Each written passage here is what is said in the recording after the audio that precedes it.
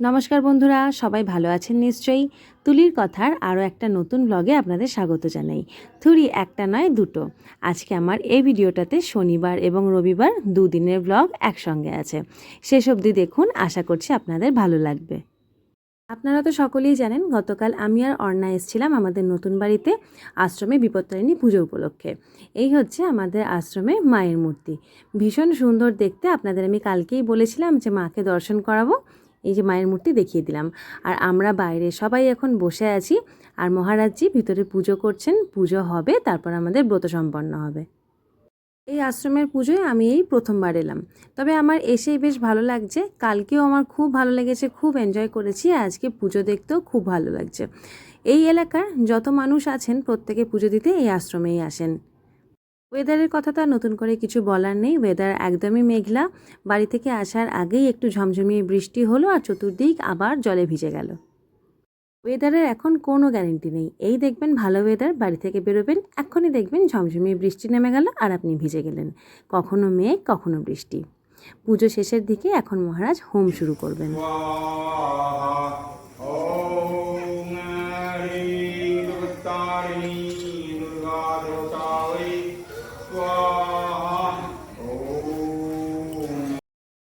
Home শেষ করে এবার আমরা সবাই মিলে দেব পুষ্পাঞ্জলি।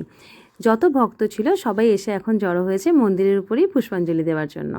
আর তারপরে মহারাজ সবাইকার হাতে ডুরি বেঁধে দিয়ে তারপরে চরণামৃত আর প্রসাদ খেয়ে যে যার ব্রত সম্পন্ন করছে। অন্যদিকে মা কালীর ভোগ, সবাইকার দুপুরবেলায় খাওয়া দাওয়ার ব্যবস্থা, সেই সমস্ত রান্নাবান্নাই হয়ে গেছে।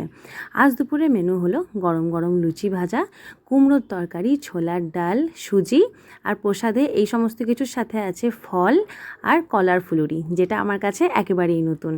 আমি এবারের পুজোয় কলার ফুলুরিটা প্রথম খেলাম, আমার বেশ ভালো লাগলো। ও, আমি তো বলতে ভুলেই গেছিলাম, রান্নাবান্না এখানেই শেষ নয়। যারা ভাত খাবে তাদের জন্য হয়েছে ডাল, পটলের তরকারি আর ভাত। দুপুরবেলায় আশ্রম থেকে এসে আমরা একটু ঘুমিয়ে পড়েছিলাম, আমি আর বেটু। এখন যাচ্ছি উপরে ঠাকুর ঘরে সন্ধ্যে দেব। নেচো না, চলো চলো চলো চলো চলো। বাবারে, এটা কেমন করে ওঠা হচ্ছে বেটু? থালা গ্লাসটা উপরেই আছে ঠাকুরের, ওখানেই আছে। সকালে তো আনিসনি। আজ সকালে ঠাকুরের পুজো দিয়েছিল বেটু, আর পুজো দেওয়ার পরে প্রসাদের জল বাতাসাটা নিচে নিয়েই যায়নি, ঠাকুরের কাছেই রেখে দিয়েছে। ঠাকুর আজ সারাদিন ধরেই জল বাতাসা খাচ্ছে। সন্ধ্যাটা এখন একটু দিয়ে দেবো, তারপরে কালকে ভিডিওটা পোস্ট করে যাব আশ্রমে। আশ্রমে এখন কালকে মহাভোজের জন্য সবজিগুলোও কাটা হবে, আর রাত্রেবেলা এখানে খাবার জন্য গরম গরম লুচি ভাজা হচ্ছিল। সবাই মিলে বেশ আনন্দ করে মজা করতে করতেই, বিভিন্ন টপিক নিয়ে হাসাহাসি করতেই কাজগুলো করা হলো। আর এই হাসি মজা করতে করতেই রাতের দিকে আর কোনো কিছুই রেকর্ড করা হয়নি, তাই ভিডিওটা খুব ছোট্ট হবে বলে আর আলাদাভাবে শেয়ার করলাম না। দুদিনের ব্লগ একসঙ্গেই শেয়ার করলাম এই ভিডিওটাতেই। চলুন, এই ব্লগটার মতন শুভরাত্রি। আবার দেখা হচ্ছে এই ব্লগেই পরের দিন সকাল থেকে। হ্যালো বন্ধুরা, গুড মর্নিং। রবিবারের সকাল থেকে তুলির কথার ব্লগের পার্ট 2-এ আপনাদের স্বাগত জানাই। আজ সকালটা হয়েছিল আমার একটু তাড়াতাড়ি। সকালে উঠে বাড়ির সমস্ত কাজগুলো করে নিয়েছি, উঠোন বাড়ির ভিতর সব কিছু পরিষ্কার পরিচ্ছন্ন করে নিয়েছি। আর আজকে মা এসছে আমাদের বাড়িতে।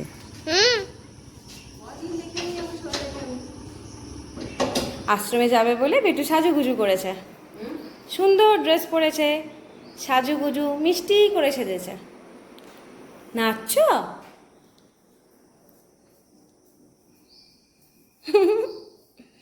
সব কিছু জামা পরে একবার প্রথমে নেচে নেয়, দেখে নেচে কীরকম দেখতে লাগছে। চলো, হয়ে গেছে। আর নেচো না, তাহলে ড্রেসটা আবার নষ্ট হয়ে যাবে। টাটা। বাড়িতে একা মানুষ হলে কাজ থাকে প্রচুর। মা আর বেটু মন্দিরে যাওয়ার পর আর একটু কাজ ছিল, সেটা করে স্নান করলাম। এবার পুজো করব। প্রতিদিন বাড়িতে থাকলে একরকম হয়, না থাকলে কাজ যেন আরও বেশি বেড়ে যায়। একটুখানি ফুল তুলে নেব। আমাদের পাশের বাড়িতে যে দাদা বৌদি থাকে, তাদের বাড়ির অল্প একটুখানি জায়গা পেছন দিকে তারা বাগান করে রেখেছে। আর বাগানে ভ্যারাইটিস রকমের জবা ফুল আছে।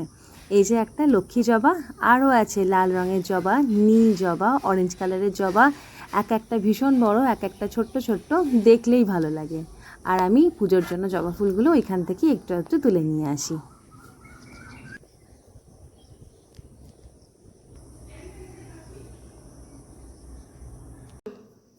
আজ আমার সাজিতে ঠাকুরের জন্য আছে 2 রকমের জবা ফুল, টগর ফুল, চাপ টগর, ঠিকরে টগর, শ্বেতকরবী, বেলপাতা আর মা লক্ষ্মীকে সাজাবো বলে 1 থোকা রঙ্গন ফুল গাছ থেকে তুলে নিয়ে এলাম। অন্যদিন পুজোয় রঙ্গন ফুলটা দিই না, তবে আজকে আনলাম মাকে একটুখানি সাজাবো বলে। ভগবানের পুজোয় যে অনেক অনেক ফুল না দিলে ভগবান খুশি হবেন না বা পুজোটা সম্পূর্ণ হবে না এমনটা নয়, তবে গাছে যখন অনেক ফুল আছে ঠাকুরকে একটু তুলে ভালো করে সাজালে আমাদের নিজেদেরই দেখতে ভালো লাগে। ওই চোখের সন্তুষ্টি কিংবা এক কথায় আত্মসন্তুষ্টি যাকে বলে আর কি। দেখুন তো কেমন লাগছে আজকে আমার ঠাকুর ঘরটা, আর ভালো লাগুক বা খারাপ লাগুক সেটা আমাকে কমেন্টে জানাবেন। প্রতিদিনই আপনাদের বলি আমাকে কমেন্টে জানাবেন, কিন্তু আপনারা আমাকে কোনো কমেন্টই করেন না। যাই হোক, পুরো সমস্ত ঠাকুরের তাকটা একবার দেখিয়ে দিই। আর এখানে আছেন আমার তারামা। এই তারামাকে বাড়িতে নিয়ে আসার একটা গল্প আছে জানেন তো। আমাদের এই বাড়িটা কেনার পরই আমরা গেছিলাম তারাপীঠ তারামায়ের পুজো দিতে। আর ওখানে থেকে গিয়েই আমার মনে হয়েছিল মা তারার এরকম বড় একটা ফটো বাড়িতে নিয়ে আসবো, যাতে তারা মাকে সবসময়তেই দেখা যায় চোখের সামনে। যেমন ভাবনা তেমন কাজ, তবে মায়ের ফটোটা খুব সাবধানে নিয়ে এসেছিলাম ট্রেনের ভিড় সামলে।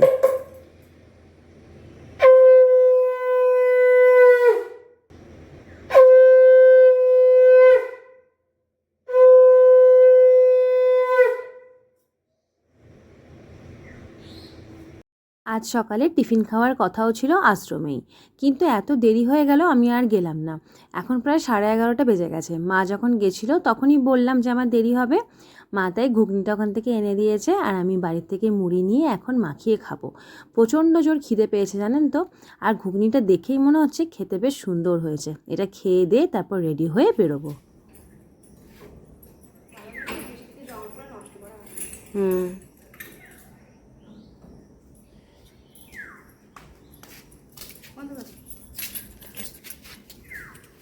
এই অর্ণা,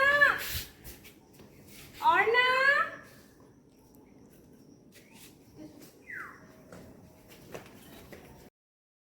আশ্রমে দুপুরের খাওয়া দাওয়া অলরেডি স্টার্ট হয়ে গেছে, আর বেটু আরও সমবয়সী যারা আছে তারা জলগুলো দিয়ে বড়দের একটুখানি হেল্প করছিল।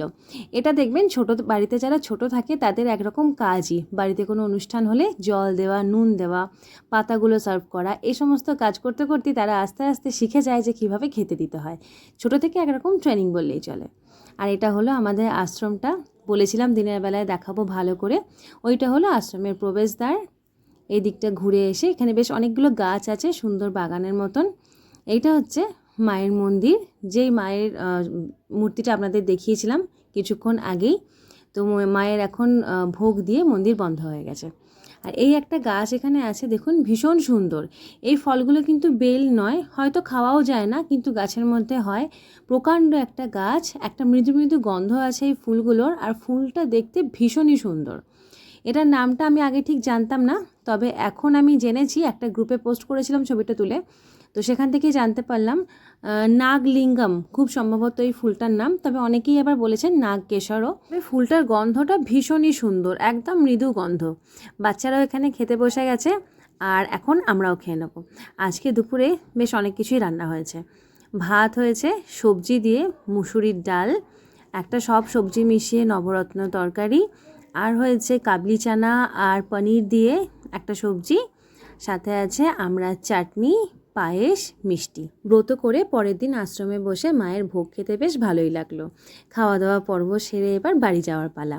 আজকে আমি ও বাড়ি চলে যাব মায়ের কাছে, কালকে সকালে আবার বেটুর স্কুল আছে। এখানে পুজোয় 2 দিন ঘুরতে এসে অনেক সুন্দর মুহূর্তের সাক্ষী হলাম এবং সঙ্গে করে নিয়ে গেলাম।